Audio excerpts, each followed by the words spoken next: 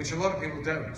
He was very into anything technical, lenses, lights, anything to do with movies. And, you know, he's a stillsman. And if you look at his movies, you can see that he's a stills cameraman. They're set up like stills. And the camera does move, but not only when it really has to. Anyway, he was an extraordinary man. I can't really tell you in 3 minutes what an extraordinary man is. All I will say is, look at the movies, and there is the man.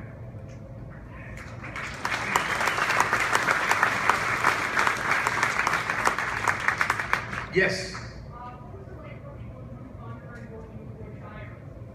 Oh, Royce was fun. He is a very accomplished actor and extraordinarily well sunburned all the time. Because every time I saw Roy, he was sitting in one of those lawn chairs outside of his trailer with a reflector. I mean, you know, this is, I guess, before they went, whoa, you can't do that. And subsequently, of course, he got a melanoma and killed him, which is very sad.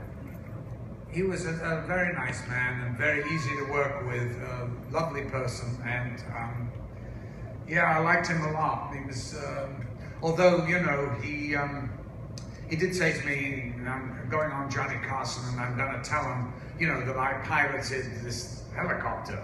I mean, good God, why would you say that? Which is obviously ridiculous. You can't even hardly drive a car. What are you talking about? And he said, well, Malcolm, you tell him that too. And I went, certainly not. I'm not going to say that. I'm not going to lie about something. I have no interest in helicopters. I hate the damn things. And by the way, there is quite an amusing story that, you know, they closed down downtown LA one Sunday morning while we did the sequences of the chase at street level, downtown LA.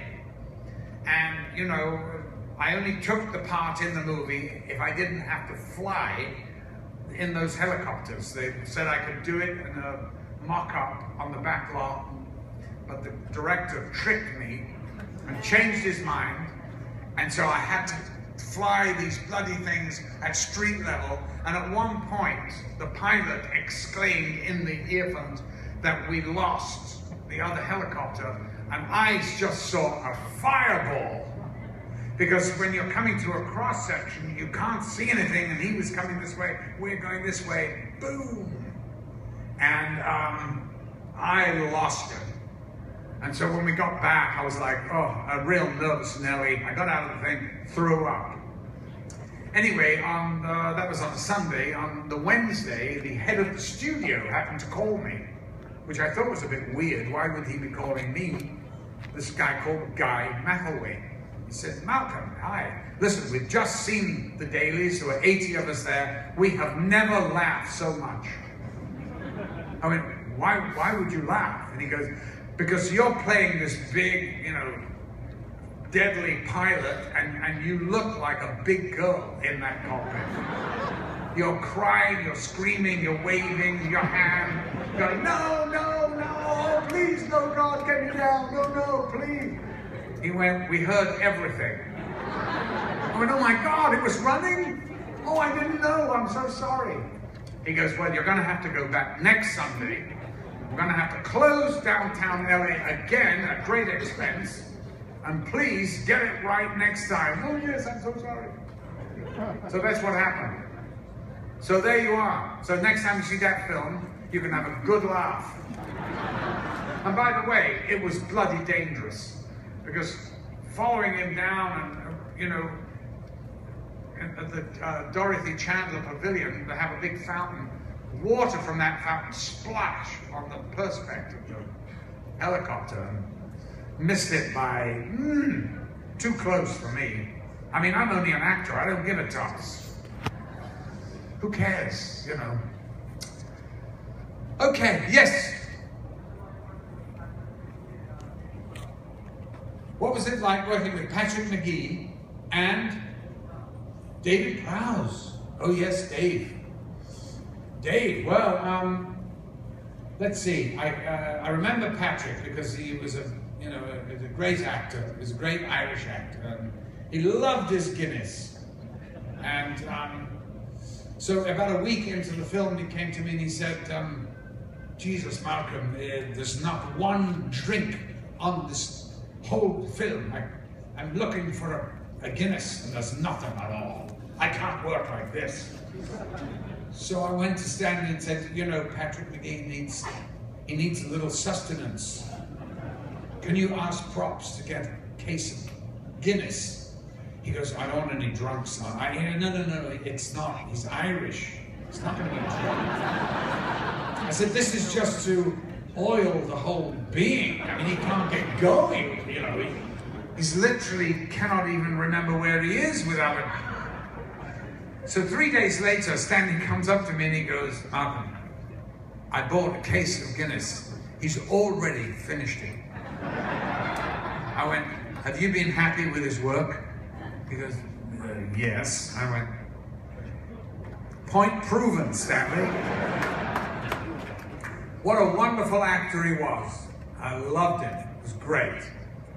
And Dave, well, Dave was Mr. Universe. And Stanley pulled him in because he wanted him to hold Patrick McGee in a wheelchair for like 8 hours a day. Stanley's the only director, I think, that actually wrecked Dave Prowse's shoulder. He could barely move after 3 days of that. But Stanley's brutal. Brutal! So there you are. But a very nice man. I see him occasionally doing the thing, and you know, he comes occasionally to these conventions. It's great to see him. Okay, let's see. Okay, we're all right for a minute. Yes, the man in black. How are you? Stand up, sir. Good. What's your name? Rob. Oh, good. Okay. Yes.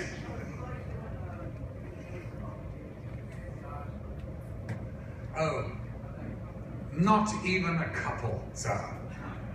One miserable season. And The Hook. How was it doing Fantasy Island? Well, I'll tell you how it was. I was paid very well to live in Hawaii for 9 months. I hated it. Damn it when they canceled it. So sad. But there you are. Wasn't that good, but you know, wasn't that bad. Yes, sir. How was it on The Mentalist? Well, you had to be mental to work on that show. Actually, I loved it. I like Simon Baker enormously. I have great respect for him. He works his socks off. And he's a wonderful actor. And without Simon, there is no Mentalist. There is no Mentalist. Yes, ma'am. Do I have any memories of Tank Girl and Laurie Petty? Very few. Not because of Laurie, who's lovely, but because all I remember is working in a disused copper mine outside of Tucson where it was 128 degrees. Yes. Not much fun that, but you know, listen, it's Tank Girl, it was crazy, it was a comic. And you know, an actor's life. I mean, amazing, really. You never know where it's going to be next. That's what's fun about it. So when I was a young man and they offered me a 3-year contract at the Royal Shakespeare Company, I just ran the other way. I said, but we're gypsies. We don't want to know what we're doing for 3 years. That's the whole point. I know, once you get over that hump, it's fabulous, the freedom of it. It's great. Yes, sir.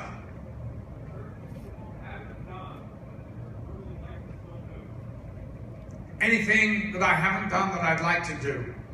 No. To be honest with you, you know, there are probably parts that I would say, oh, I'd love to do, but I never do say that because I know I'm always going to be disappointed. And why disappoint yourself? You can only do what you're offered. And don't ever forget it. That's it. Yes, ma'am. thoughts of Rob Zombie as a director. A hell of a good director, I think. And you know, I hadn't seen him and his band, who are fabulous. And by the way, they're here, and you should go see them. White Zombie, they're fantastic. Go see them, go say hi, and ask them how Rob is.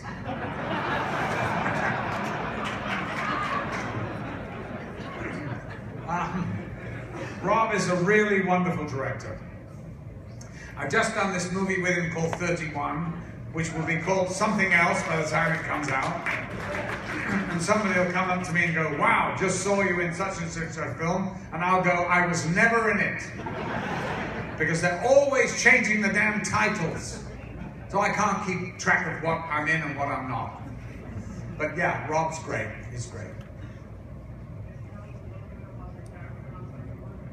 Well, I don't want to give anything away, but you know, I play this character called Dr. Murder, and dressed up in a fancy wig. It's like a Mozart sort of period, you know, and I am the ringmaster of this game, and the game is one of murder, and it is a game, but a deadly one, and so it's a fun part, and if I may say, suitably cast.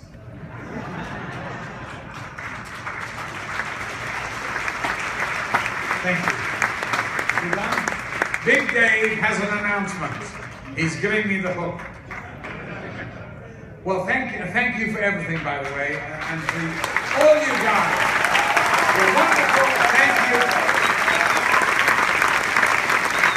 And now you've got the pretty one coming now. So I'm going to leave you in her good hands. Thank you so much. See you at the table tomorrow, and if you're going, safe trip home.